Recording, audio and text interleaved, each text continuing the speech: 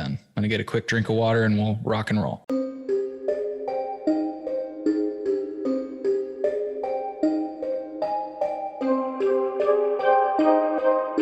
I think more people need to start a podcast with a good drink of water. Dennis, thank you so much for joining me today on the Chillinois podcast. How you doing? I'm doing fantastic. Que pasa, Mufasa, everybody. How's everybody doing out there? Thanks for having me, Cole. I really appreciate this invitation. Absolutely. You know, it's funny, as I thought about saying the same thing I thought about, people will know when they check out your show why I thought about saying that to you. But before I try to describe it myself, why don't I have you introduce yourself and tell us about the awesome project you've got going? Sure. My name is Dennis Walker, originally from San Diego, California.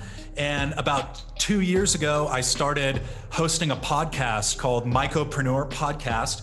And the intent was to kind of map out the landscape of all the different fungi entrepreneurs around the world, of which there are many now, right? So I was very interested in fungi and also the entrepreneurial ecosystem, and have been for a long time on both accounts. And it felt natural to merge the two. So I've been producing podcasts for a number of years now for other people. And it came time basically for me to feel like I could launch my own project. And I just started reaching out to people that I knew, because I've been very involved with the psychedelic ecosystem for maybe 15 years now. And, you know, I started interviewing journalists and combat veterans and therapists and people talking about psilocybin assisted therapy. And then it just grew from there.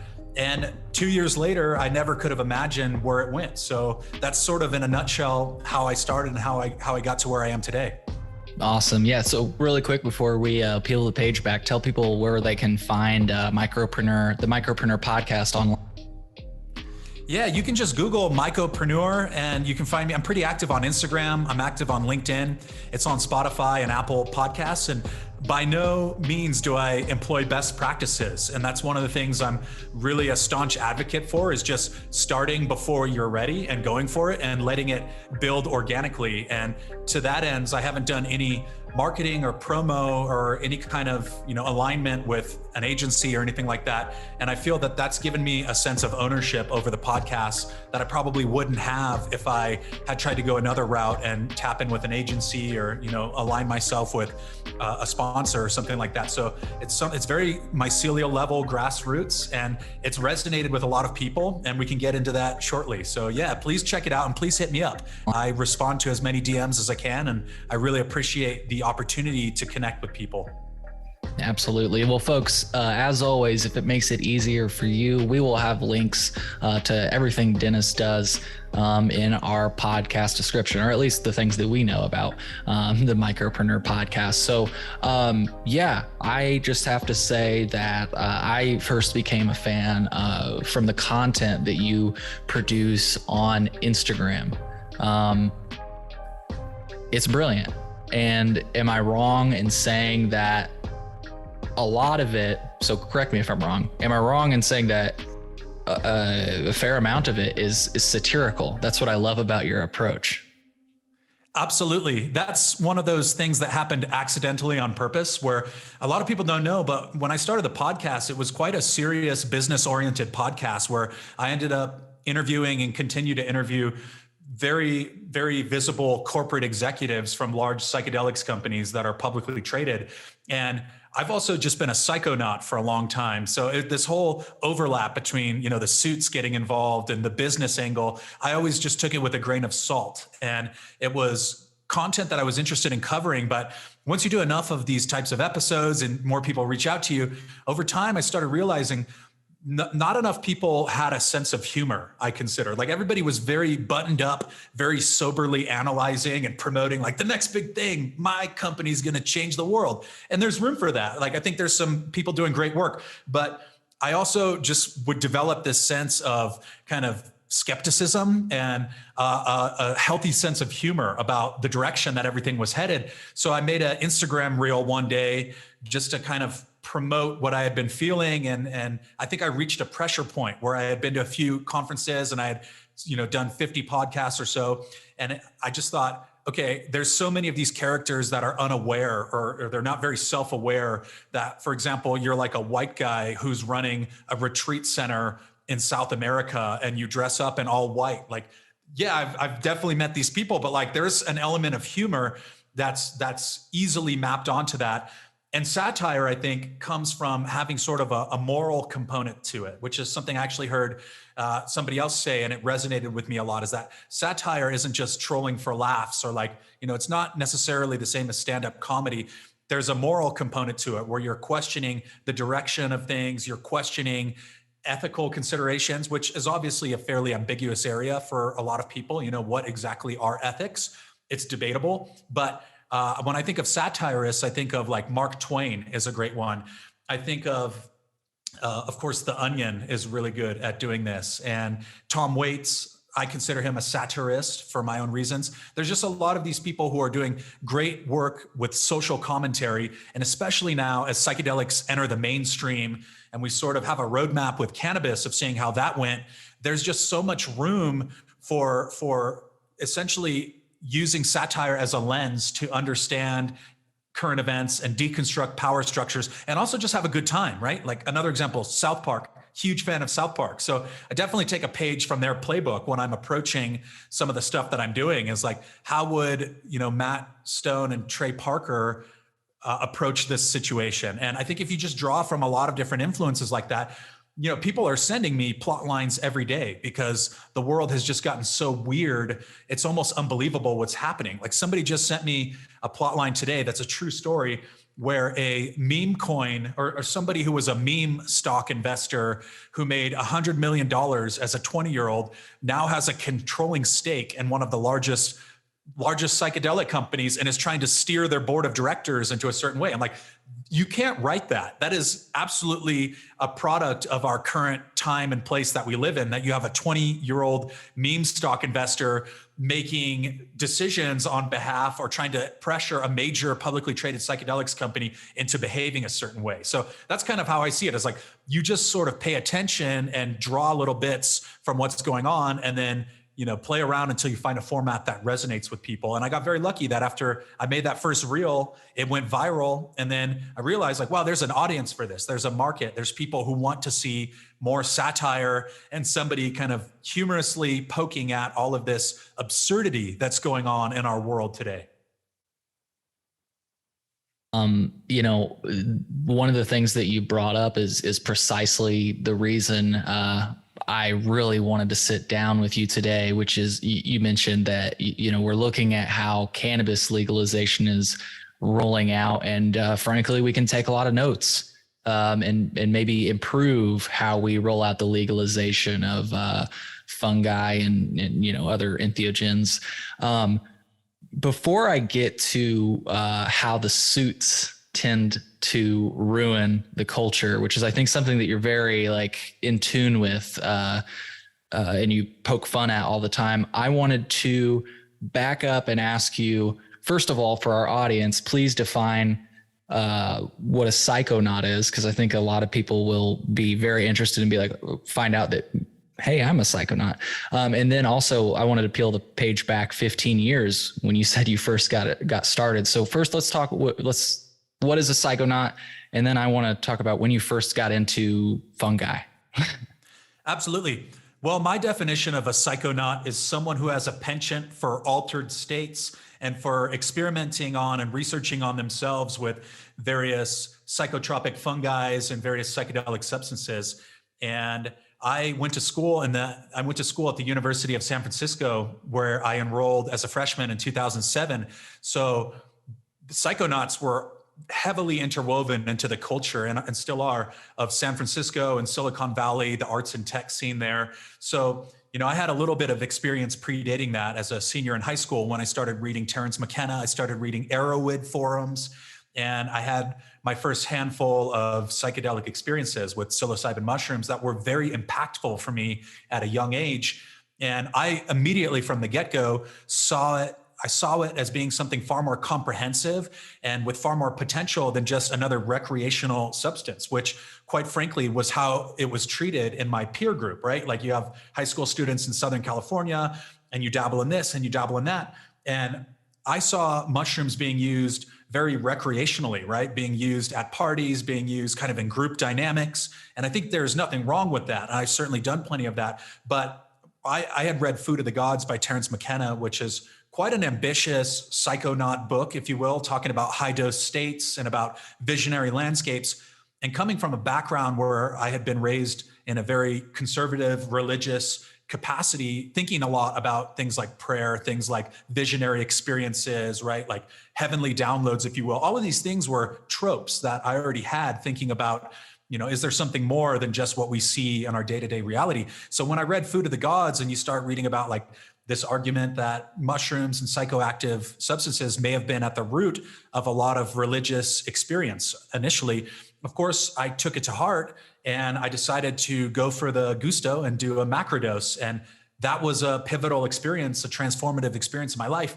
That was when I was preparing to enter college. So then when I entered USF, University of San Francisco, I already had sort of like a little bit of an entree into that world. And then I was able to accelerate my studies there because I got tapped into groups of old school trippers, right? Like the old Deadheads, like John Perry Barlow, who was writing lyrics for the Grateful Dead, was a neighbor at USF, right? And people in the North Bay and Mill Valley and Sausalito who had, been associates of Timothy Leary and Allen Ginsberg and Alan Watts. So I kind of dove into that culture while continuing my studies. So as opposed to like tuning in, turning on and dropping out, I like tuned in, turned on, and then stayed the course. And, graduated with a degree in media studies, which is how I kind of got my bearings for doing the podcast and doing audio and video production. And I lived a very straight and narrow life in a lot of ways. Like on one hand, I was kind of an outlaw. I was growing mushrooms and I was interested in psychedelics. And I, got connected to the whole psychedelic pantheon, if you will, DMT and LSD and these things. But mushrooms always stood out for me because it's something you can cultivate. It's something that you can find all over the world. There's a lot of precedent with it, right? There's like cultures that have been using them ceremonially for many years. So it kind of checked all the boxes for me. And that's essentially how I got going with it. But because it wasn't very kosher, it wasn't very socially acceptable to speak about psychedelics outside of your echo chambers, I never really had a public facing angle to it, right? Like this whole thing of being on Instagram and being on social media and doing a podcast is quite new to me, but the conversations and the sort of ethos of what it means to be a psychonaut and how we can integrate these substances into our personal lives and into our work is something that I feel like I've been doing and refining for a very long time. So it just feels like I'm well positioned now that the conversation has shifted that way publicly, because I've been having these conversations and experiences and, learning the hard way how to best integrate these substances in my life for a long time now. So it's kind of like deja vu. Now that I go to these conferences and meet all these people, I'm like, oh yeah, I've seen these scenarios before. Like I've seen the sort of inflated ego in the psychedelic realm before, right? I've seen the white shaman spiritual guru dispensing advice for free, unsolicited advice before. So a lot of these characters that I'm doing now are just coming out of personal experiences accrued over the years. Gotcha. And so by my count, if I'm wrong, definitely correct me on this, but you've been doing this for at least 2 years now. Am I right? 2, Yeah. 3 years? I launched the Mycopreneur. The first podcast. Yeah. I started that podcast in January of 2021, and it felt like a really good time to get in because it still wasn't very socially acceptable to, quote, come out of the psychedelic closet. And there were only that was actually one of the predominant topics of the early episodes, was talking with people about when they decided to become a public advocate for their psychedelic use. Because for many people, including many friends I still have, it's, quote, career suicide, or at least it was, where if you're working at like a law firm, or like, for example, I was a high school teacher, I couldn't publicly speak about my psychedelic experiences because I had a role in my community that did not understand and did not value those experiences at that time. It's starting to change very quickly, but I think the pandemic changed a lot of things for a lot of people, and for myself included. It changed a lot of things in my life. I lost my teaching job, my apartment got sold, so I had to move out, and all of a sudden I found myself in this state of upheaval, and it sort of felt like this perfect time to say, just, you know what? If I don't do this now and I don't stand on the hill that I'm going to die on and speak about my advocacy and my involvement with mushrooms and with psychedelics and their place in my life, I'm never going to do it. And it felt like a really good time to get in. Yeah, The story sounds familiar, man. It's about the same as me. So I got to ask it because I'm relating to your story a lot. And frankly, I still haven't totally come out to everybody around me. And so I'm just curious, was it just that culmination of things? Plus, I mean, you mentioned earlier, you posted that reel and got good feedback that you were like, yes, this is what I want to do. Or like, what really pushed you over the edge was. Yeah, so it was definitely the overwhelming and immediate response to that particular type of content.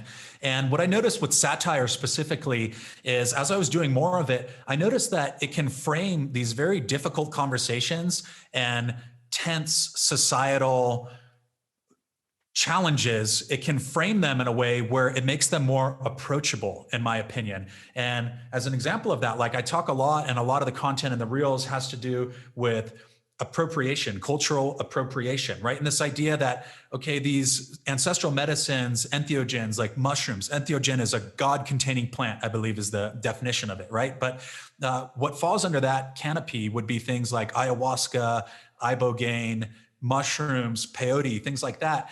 And these are substances and plants and medicines that are very important to a lot of indigenous cultures. And they're seen as a form of intellectual property and as a spiritual tradition. So now that the mainstream in the United States, if you will, has started to express a lot of interest in these substances, and you have these companies coming in and trying to patent them and trying to, create these barriers around them, obviously that's very upsetting to a lot of people. And I just noticed this sentiment that is prevalent across the community. And if you tap in with this emergent psychedelic community, you connect with psychedelic societies or these conferences, you'll see that this is a conversation that comes up a lot about cultural appropriation, about the theft and the co-opting of indigenous intellectual property and traditions.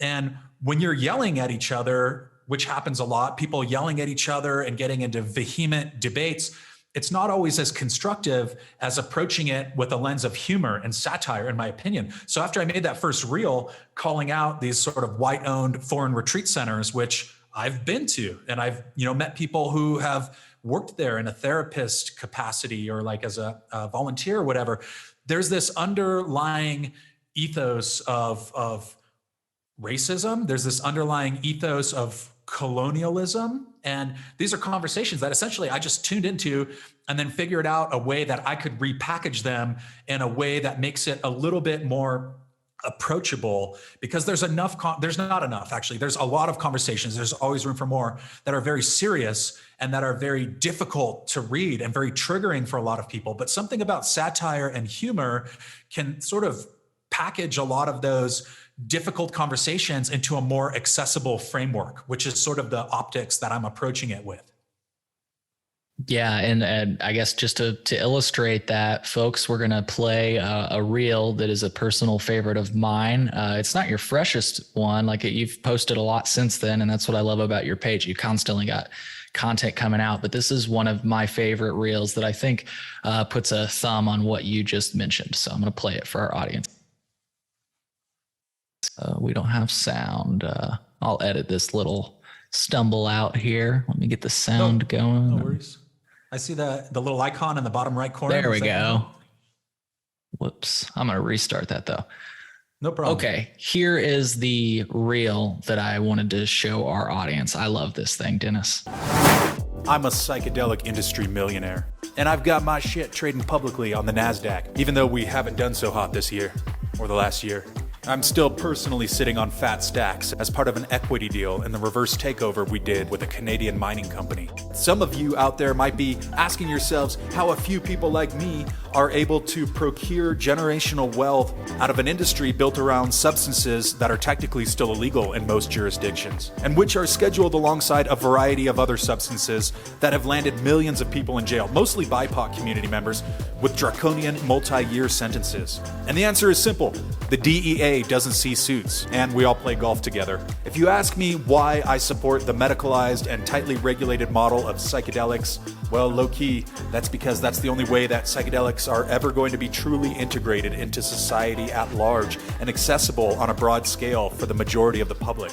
And also, that's where the money is. Maybe one day we as a society will stop practicing psychedelic exceptionalism and will stop criminalizing people for personal use and possession of mind-altering molecules. But my position is that normalization of psychedelics and widespread societal interest in them is a damn good place to start. So if you're one of those fuck the system, rage against the machine types, just know that Tom Morello lives in a mansion in Malibu. Don't hate the player, hate the game.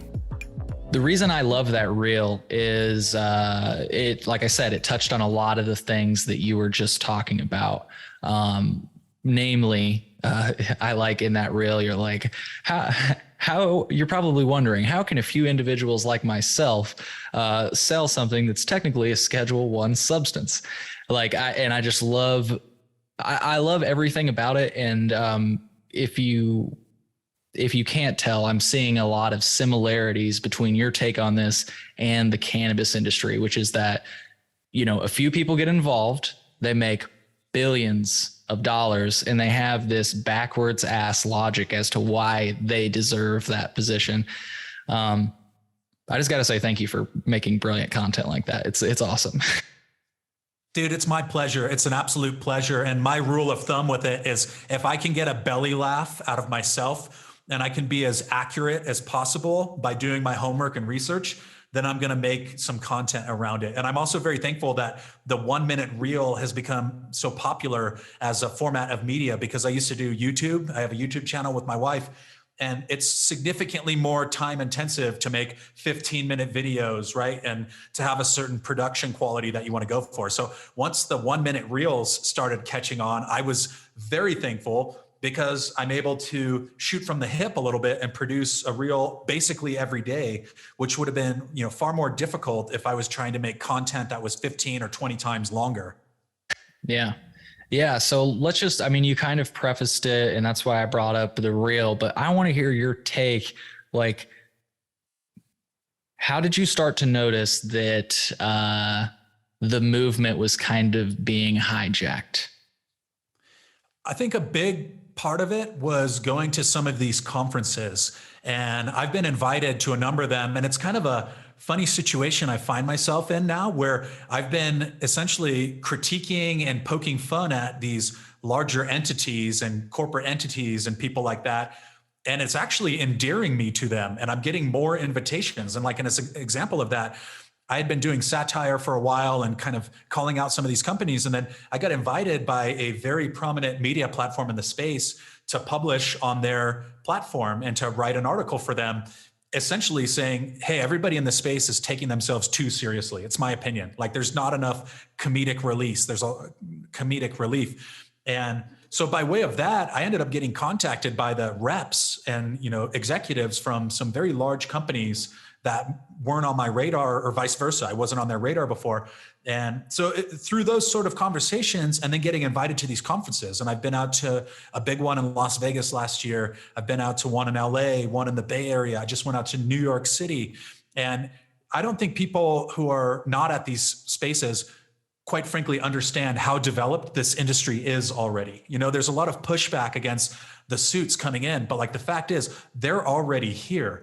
The suits are already here. There's already major investment that's going in. There's already companies that have all of their product pipeline and their executive management team and the capital and the resources in place, ready to go. And now that the legislation is being written and there's things happening on that front actively, like Prop 122 in Colorado, which is a huge vote that's coming up. And Oregon is popping off with their legal psilocybin industry this coming year. Like, I've met people at these conferences who already have these products. They have the branding, things you wouldn't even believe. They've got psilocybin and DMT vape pens, and they've got lion's mane hot sauce, and they've got just all kinds of products, and they're already ready to go. So I think that at this point, the question is it possible to fight against that? Is it possible to take them on? Because of course, everybody from the cannabis industry is kind of saying what's happened with the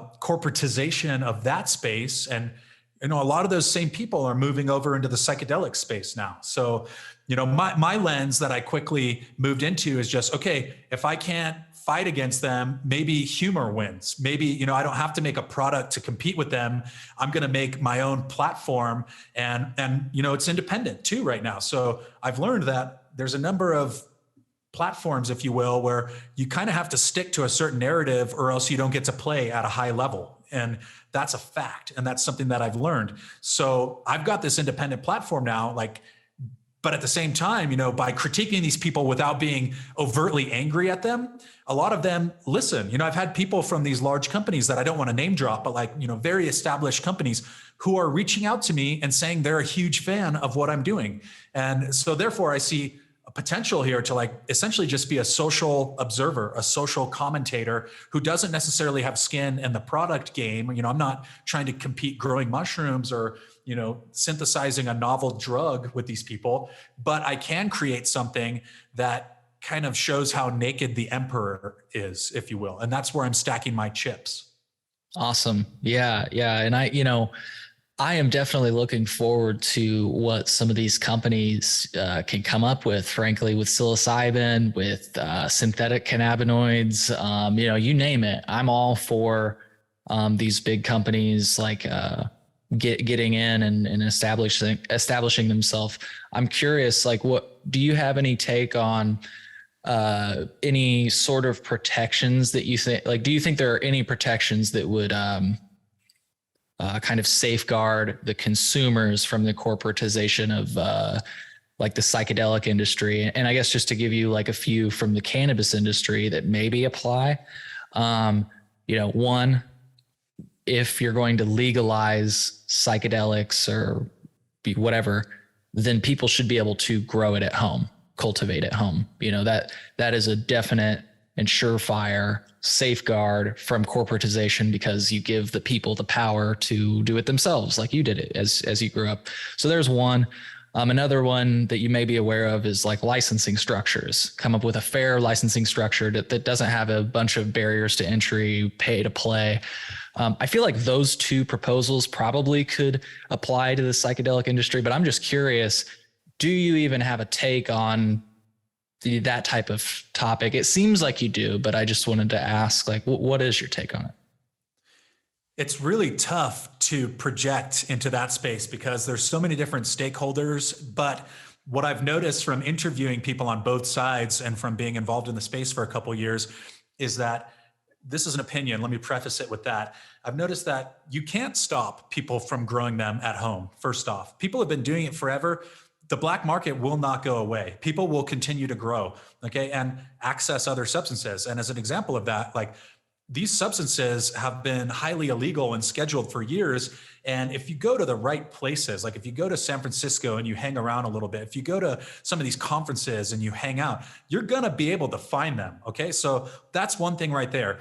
And I don't really think that there's an overwhelming pressing target on a lot of people's backs who are doing for personal consumption and growth, right? I think where a lot of this gray area and sort of the tensions start to mount is when you start getting into thinking about competing as a legal vendor and competing in the market. And I personally, from what I've observed, not that I necessarily agree or disagree with this, just what I've observed, I don't think there's going to be any way that we can push back in a meaningful capacity against the powers that be. And I say that because the overwhelming amount of capital, connections, political resources, the infrastructure, et cetera, is so dialed in, and you're bringing people over from extremely established spaces and industries. And the conference I was just recently at, you know, they've got people representing, you know, 9-figure funds plus who are involved, or hedge fund billionaires, people like that. And to me, it's like when you have all of that organizing capacity, potential, experience, et cetera, it just seems like a moot point at a certain level to try to fight back against that machine. Then the question becomes, how can I coexist or continue to do what I'm doing within it? And I think that the black market will always exist. I think that people will always be able to produce or procure their own substances if they want to, and if they want to connect with people who can mentor them. And as far as competing in a legal market, I would compare it almost to like if you were to sell food or want to open a restaurant. Like no one's going to stop you from doing whatever you want in your home. But if you start to, put out signs and advertise online that you're running a restaurant, you're probably going to get approached by, the regulatory or the licensing committee of a city, or, these FDA authorities or whatnot. And again, I don't agree or disagree with the way it's rolling out. It's more of, I see my role as a social commentator and as an observer. And what I've observed has led me to believe that the infrastructure in place to roll out this more legal framework for a psychedelics industry is pretty bulletproof, and it's going to be very difficult to organize against. So just do your own thing is my advice to people. Just start growing mushrooms in your house. There's plenty of tutorials out there. It's not hard to get spores. And I don't think anyone's going to come kicking down your door. Now, if you want to start selling pounds, that might be a different story. Yeah. Yeah. And, honestly, I completely agree with you. And another way of putting it, let me know if you agree with this analogy, but I think that what you're saying is this with the food supply might be inevitable for, the cannabis industry, the psychedelic industry. And by that, I mean, a few companies will probably own most brands. Is that a fair analogy to use what you're saying is inevitable? 100%. And of course, take my opinions with a grain of salt. And, I am very active with underground communities too, and with people, and I have actively, lobbied against or pushed back against this sort of corporatization. But the more I get invited into these spaces, the more I see how defined and at the ready they are, and how they have a lot of experience doing it. So I think that what you just showed is a fair representation of where we may be headed. Of course, no one can say with 100% certainty, but I'll give you another example. I've seen a number of underground communities and people who are actively lobbying against this corporatization of psychedelics. I've seen them have falling outs, people who are on the same side who are fragmenting. And my challenge there is like, if you guys can't even get along as these underground activists trying to mount, put pressure on corporate campaigns or whatnot, how do you expect to actually effectively push back against these people who understand how to astroturf? They understand how to use the press. They understand press releases, and they have that whole thing on their side, right?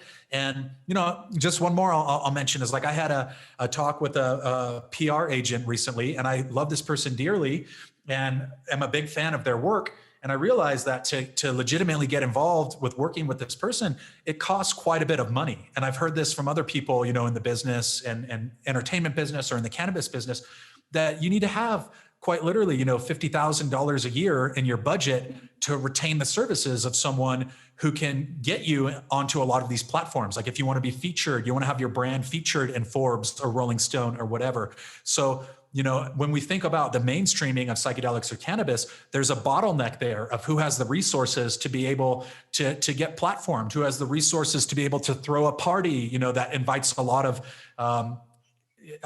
influential people, if you will, in that space, senators and politicians and this and that. So that's sort of the sobering reality of where we're at right now. And that's where I think the satire and the humor is kind of, that's for us, that's for the underground.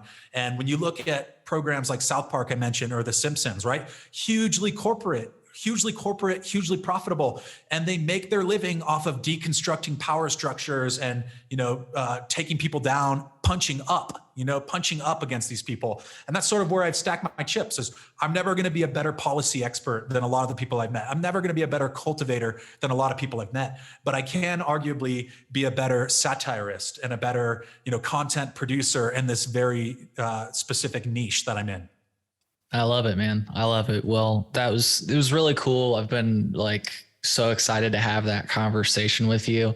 And, I like where you stand on it, and I have to say that I agree. And of course, I'll just reiterate that both of our opinions were just that. There are opinions, people. So take them for what they're worth.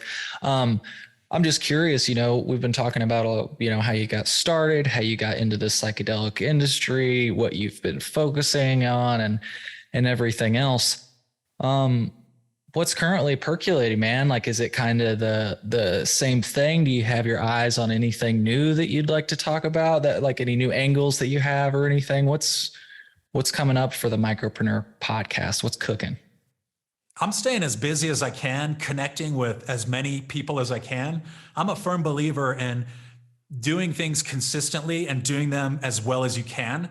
And that is going to write the narrative right there. So rather than getting too caught up and like, where am I going to be next year or whatever, my goal is today I'm going to put out a banger. Today I'm going to be the most authentic, best version of myself and my public facing self that I can be. So to that ends, I've got a couple podcasts dialed in this week, and I'm headed to Wonderland in Miami, which is a big conference in the psychedelic space next week. Also the type of conference that's drawn a lot of ire from a lot of people, saying that these are the pharma companies, these are the VC bros that are throwing this. And I always take things, I approach them with this perspective of, you're going to get out of it what you put into it. And I think that there's not a lot of communication, unfortunately, happening between these camps and across party lines. And what I mean by that is I've met people who work in executive capacities for some of these large companies, and they are some of the most radical, underground, long-term activist people you can imagine. But that side doesn't get shown of them when they're in press releases, the conference circuit and all that. So I'm a firm believer in like going to this conference. Of course, there's going to be a lot of people that are referred to as Chads or Brads or these investor bros. There's also going to be a lot of really awesome people there, and I'm confident about that. So that's one thing I've been doing, is just taking up the invitations that I'm given, going to all the parties, going to all the dinners. And I believe that people who want to have some sway or some influence, or even a clear, comprehensive understanding of the picture of that's being rolled out, be it the cannabis industry or the psychedelics industry, you got to put yourself in those rooms. And of course, not everybody's going to want to do that. I can totally empathize with and understand why somebody would say, forget that, I'm not going to go, I'm not going to be a part of that. Totally understand that. But in my case, like, I want to go sit down face to face with some of these people. I want to hear what they're about. I want to learn about them. And the more that I meet these people, the more I realize that a lot of these things that are happening, both in the psychedelics industry, the cannabis space, but in society in general, they're a lot more nuanced and a lot more gray area than people make it out to be. There's the common way of approaching a lot of things is like, it's a black and it's a white thing. Either you're a corporate entity and you're trying to take over this industry, or you're fighting against them. And I think there's a lot of people that are somewhere in the middle there who are saying, okay, like, I'm on this ship too. I'm a passenger. So like, why can't I sit down and talk with some of these people in the front seat and figure out, what their motivations are and what's driving them. So that's sort of where I'm at right now, is I'm getting some invitations that are really unique, opportunities to work with some more established brands and players in the space. And I'm pursuing everything.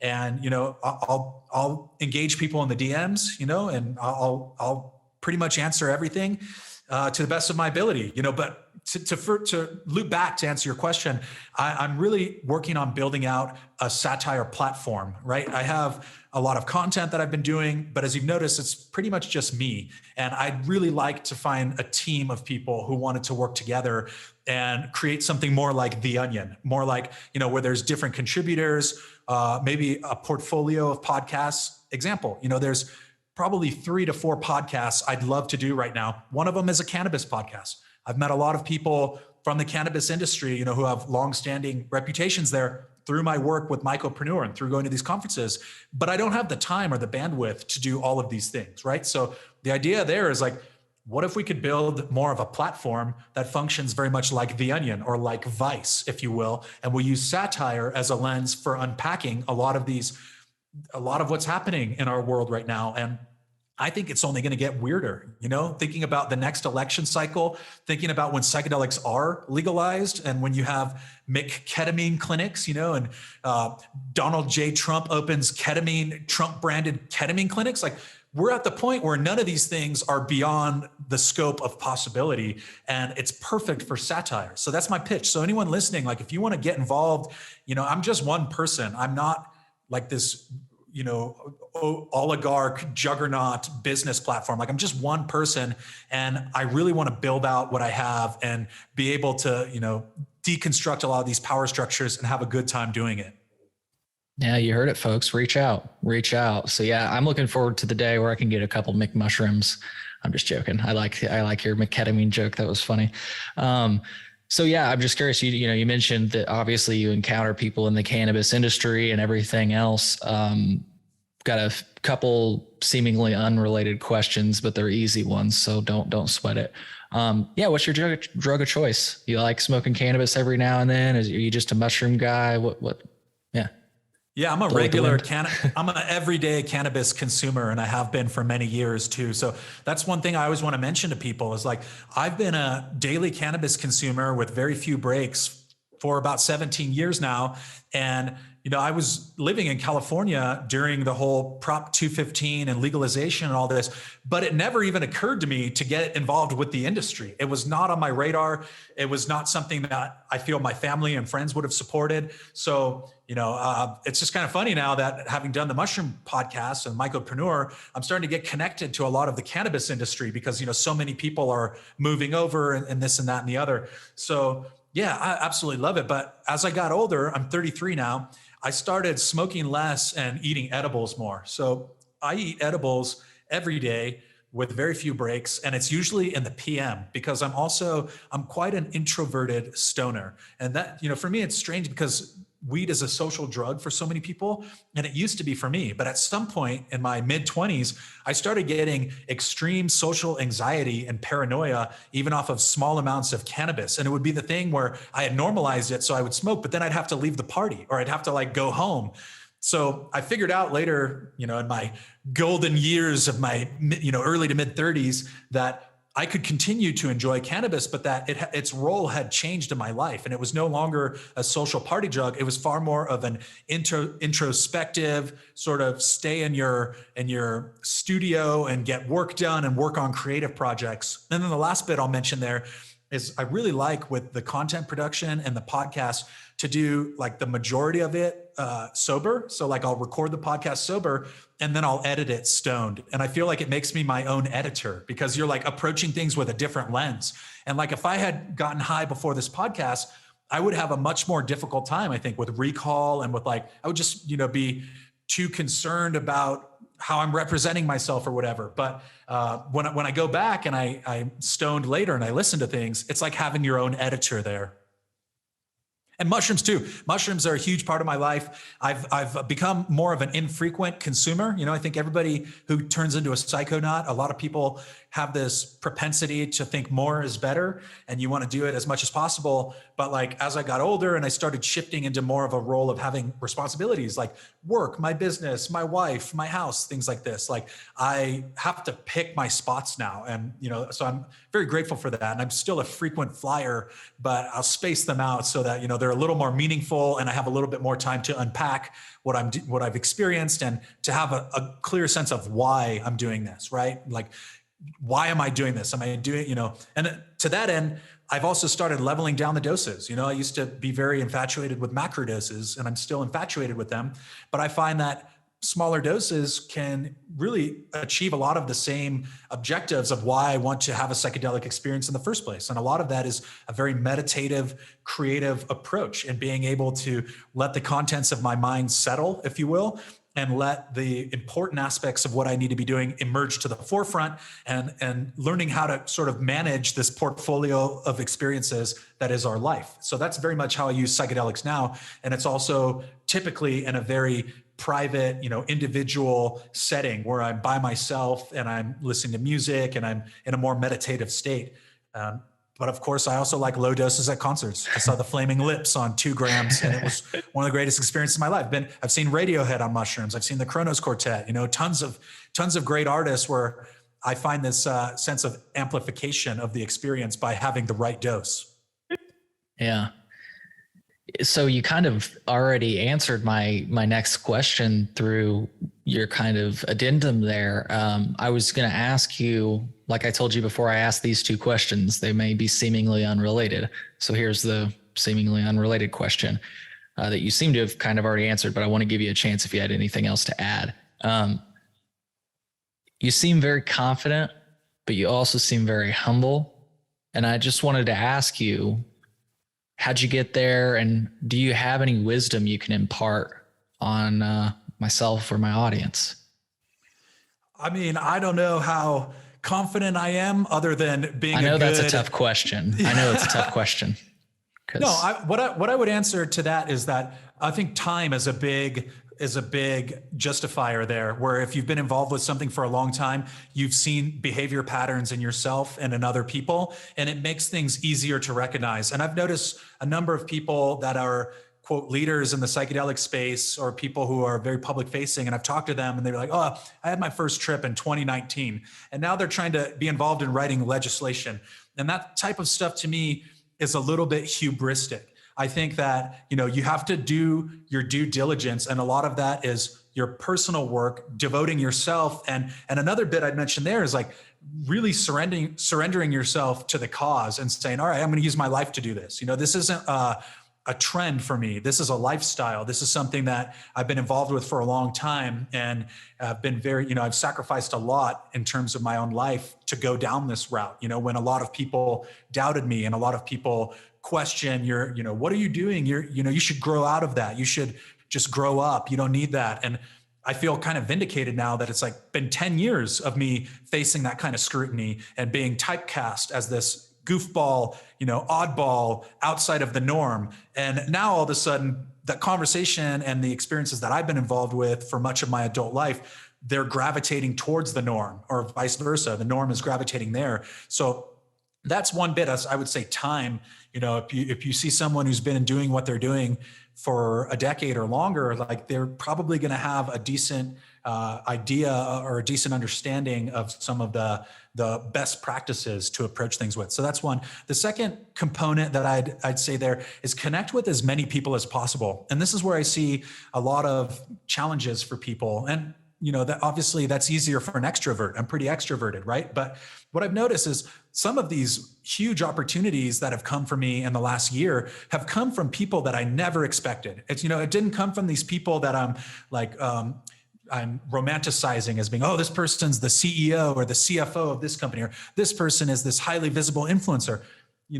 A lot of times it's come from somebody you never expected, who's been quietly following you and quietly tapping in with you. And then you realize like, oh, they're the, director of this massive organization in the space. They just don't publicly advertise that. So that is sort of my, do things not because of who people are, do things because you want to connect with people. And like, the more you do that work, the more you connect with people that are, quote, not worth your time, if you will. I think that's where the real gains come. And that's something that I'm very much a staunch advocate for, is just being as diplomatic as possible, giving people the benefit of the doubt. I've seen so many people in this space have a very idealized version of what they think should happen. And then it creates these barriers between them and other people. But the reality is that all of us are changing all the time. So you could have people that, a year ago, you disagreed with everything they said, and then something in their life happened and they've changed, and now they've got a totally different understanding, right? So I think that's what we need to see at large in the world, like thinking about the political sphere, thinking about, the separation between so many of us. Is like, we just need to be willing to have conversations with people across party lines and to keep an open mind about things, and at the same time, you have to protect yourself. So it's a, slippery slope, but my approach to things is give everyone the benefit of the doubt, make time for as many people as possible. And then, if you give someone the time of day and they start trying to clap back at you or whatever, you just move on and you don't make it a big deal. That's the other thing. I think so a lot of it was personal maturity, if you will, and like maturing through life, through realizing like maybe 10 years ago, I would have, got into a bitter argument with this person. But now I'm just like, okay, yeah, I'm not going to respond. That's not going to faze me. So yeah, and even still I'm learning. Like I don't think I've ever done a podcast before. I've recorded a ton. I've got more on the docket, so I'm learning about myself just by doing this podcast right here. So just take all the opportunities, have an open mind, and be super cool to people, not because you want something out of them, just because it's the right thing to do, to be a cool person to people. Man, you're dropping some real wisdom here on this podcast, and I appreciate it. I knew that this would happen. I was looking forward to this happening. So just a few easy questions as we start to close out. I tuned into one of your live streams one time, man, and you were playing the guitar. How long have you been doing that? Awesome. Yeah, I've been doing that for probably as long as I've been a psychonaut. I think there was a correlation or a causation there. So about 17 years now, I think I really got into cannabis and psychedelics around 17, and I got more serious about playing music then. And I grew up taking piano lessons, so I still play piano. I've played in bands and have always had a recording studio in some capacity. And it's something I want to get back into. So, I used to chase the dream of touring and being on a label and all that. And I got to do some cool stuff in college. I played overseas in Europe, and I played in a band that was really awesome for the time in San Francisco. We used to sell out shows in the Bay Area called Ghost Town Refugees. Kind of a fun, college. It got me through college, that being involved in that band and studying media, there was overlap there. I was able to kind of use the band as a smokescreen for my media classes and like be able to, oh, this project, I'm going to organize a concert, which I was going to do anyways, but now I'm going to get a grade because it somehow fits right. into my media program. Right. So yeah. Part of why I like doing that is because I've noticed with live streams and specifically with the psychedelic community, it's become so contentious because there's so many disagreements, so many misunderstandings, and there's a lot of high stakes right now. I just mentioned there's a high stakes vote coming up in Colorado, I believe on November 8th. And it has split the psychedelic community and a lot of people right in half. And feel free to look more into that because I'm certainly not an expert on it, but I've seen the impact that the politicization and the mainstreaming of psychedelics is happening.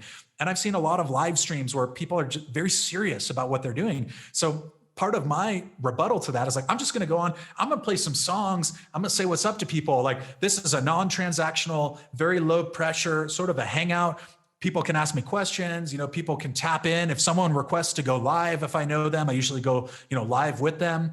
And it's a format that I just think that more people should approach this space with an air of incredulity and with an air of humor and being willing to have a good laugh, as opposed to making everything so serious all the time. Because we live in a world where everybody is so serious and so frustrated all the time. And there's a lot of good reasons for why people are frustrated and why people are serious, but we can also scale back. Even in the most intense films or dramas, there's almost always a comedic relief. And I think that is a very important component of the overall ecosystem.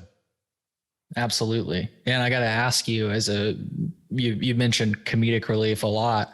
And we've of course talked about who you like in satire, but just in general, sounds like maybe you're a pretty big fan of comedy.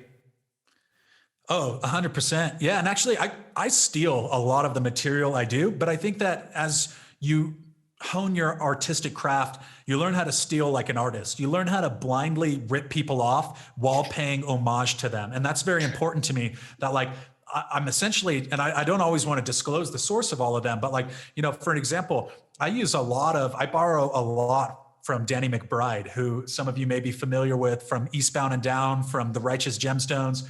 He's made a number of incredible films as well. And there's something about this like very pompous alpha male character who's just so ridiculous, but he doesn't seem to understand that. That's very resonant. So I think when you're drawing inspiration, like and I've heard my favorite artists say this too, like you want to steal from people, but you want to do it in a way that shows that you respect their craft. You've studied them, you've devoted to them. You're not going for the cheapest, most accessible engagement. Like you have to really pay attention, watch, all the material they've done, watch their interviews, understand where their characters are coming from, and then draw from that. And another example is like Radiohead. I'm a huge Radiohead fan. They changed my life. And I've talked about that a lot on my podcast, about my early experiences with psilocybin mushrooms, listening to Radiohead and how much it shaped a lot of my thinking at that time. And they have said that they just blindly rip off REM. And at first you think, wow, they don't sound anything like REM. And then when you start paying more attention, you're like, wow, early Radiohead sounds a lot like REM. They just managed to do it in a very original way. So that would be my other piece of advice to people, is like, you don't have to reinvent the wheel. You have to go find creators, content, entrepreneurs, whatever it is that resonate with you and that you like what they're doing. And then you study them, and then you draw little bits from them. And then you study other people. You draw a little bit from Tom Waits. You draw a little bit from the Simpsons creators, right? You draw a little bit from Jim Carrey. And these are all things that I've done to sort of arrive at where I am. And I'm always looking for new creators. So people are always sending me, content. And some of it I'm like, wow, this person only has like 300 followers and they're killing it right now. And I think that's just something that, when you're trying to build an audience, you have to do. You just have to be consistent. You have to, in my opinion, you serve your core audience, and for that ends, I've never gone for the trend. I've never tried to, go for this big cash grab where I make very accessible content that a lot of people will understand. I would way rather be creating content for 100 or 200 avid consumers who pay attention and who I can have a relationship with versus 25,000 people that don't know me and that don't understand it. So I think that's something we also need to stop going for these like Hail Mary viral videos with, 1 million followers. Like those people will leave you just as easy as they found you. And to that end, some of the content I make intentionally tries to push buttons because I want to know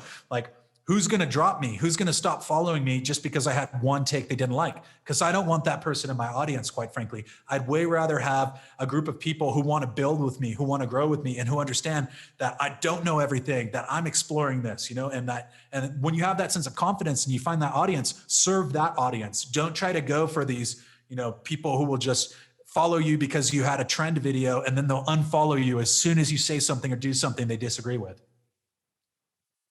Wow. Well, that was particularly powerful for me, but I'm sure that for a lot of our audience, that's good advice. It definitely resonates with me because there's too often where it's like, not to get into my own examples, but for example, I have had one of the top anti-cannabis, one of the most well-known, let's just say, I don't want to say top, but one of the most well-known people that lobby against the legalization of cannabis. And they believe that cannabis should not be legal. And people come at me and they're like, why would you give somebody like that a platform? And I'm like, I gave somebody like that a platform because I like having discussions with people I disagree with.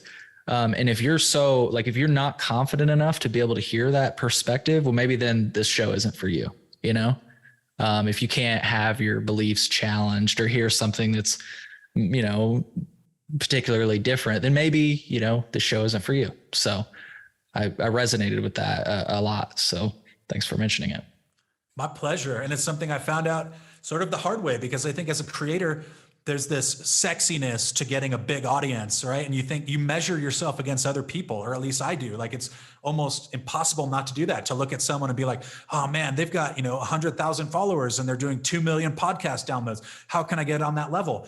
And I realized like the only way you're ever going to do that is with time. And if you do it, very quickly, there's no shortcuts, I don't think. And that's just my rant here. I'll end it really quickly, but like there's so many people who are just trying to market to the lowest common denominator. And you go on TikTok and they're like, use this sound and make a 7-second video and you'll build an audience. And my advice, having a media studies degree and having studied this space, having a sole proprietorship, with major international clients, which is something I don't always disclose, but that's sort of my bread and butter gig outside of Mycopreneur. Like I produce podcasts, I work on video content for, academic institutions and for major companies and things like that. And like, do not follow that advice of doing sound clips in 7 seconds. Like do it if you will, but don't expect that you're going to build a loyal fan base off of following trends. Like you have to be willing to be wrong. You have to be willing to be, as accurate and as, you have to put yourself out there, I think. And that's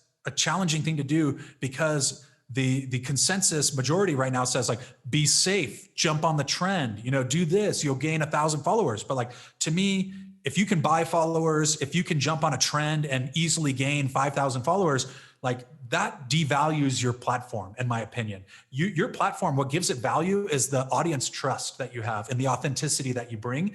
So if you can do that day in and day out, you're going to see results. And I say that after having seen very little outward success by all accounts in the first year of the podcast. And then within the last 3 to 4 months, starting to get all kinds of major league invitations and opportunities. And, that's not something that has come from following the crowd, if you will. So, that's my 2 cents on that bit. Yeah. If I could put it in a bottle, what you just said is a crowd that is easily gained is also easily lost. Word, straight up. Yeah. Well said, dude. Well said, man. It's been a real pleasure speaking with you today. I'd love to speak with you again. I just wanted to thank you for again taking the time to come onto my show, and I really hope that for folks that haven't heard of you, I'm already convinced. I am pretty goddamn confident that if you're listening now, you're like, I'm going to check out Dennis's work if you haven't already. So it's my hope that maybe you'll see a few Chillinoisans coming your way. And please reach out. Please say what's up. I love meeting new people. I travel a lot. So like, my in-laws live in Chicago, so I'm out there all the time. So, let's figure out a way to build together and to grow together. And, I'm in a position now where I really want to bring more people on board and start building out. And like, I've got my website, mycopreneur.com. It's only got a handful of articles and a handful of videos. And I'd love to populate it with content and to, build long-term relationships in sort of like a nebulous way with a network of people. And I'm also interested in like moving more into the cannabis media space because, for example, like quite a few cannabis people have come on the Mycopreneur podcast, even though they really have nothing to do with mushrooms or fungi entrepreneurism, because someone recommends them. And I say, yeah, why not? Let's go. Like, I want to learn about what you're doing for sure. And in that way, I'm really interested in building out that, space, the platform of Mycopreneur. So get in touch. And it's been an absolute blast too, Cole. I really appreciate you inviting me. And I'd love to do this again at your convenience anytime. Absolutely. Well, that means a lot. Well, so folks, if you enjoyed what you heard today, definitely give Dennis a follow. Like I said, we'll have the social media handles in the podcast description. So check that out. It's the Mycopreneur podcast. You can basically find it anywhere podcasts are streaming, Google it, or like I say, the links will be in the podcast description, whatever is easiest for you. So Dennis, we'll look forward to the next time that we chat. And until then, stay well. Absolutely. You as well, my friend. And we'll follow up soon. So thank you, everybody, for listening. Take care of each other. Take care of yourself. Have a great day. See you guys. Bye.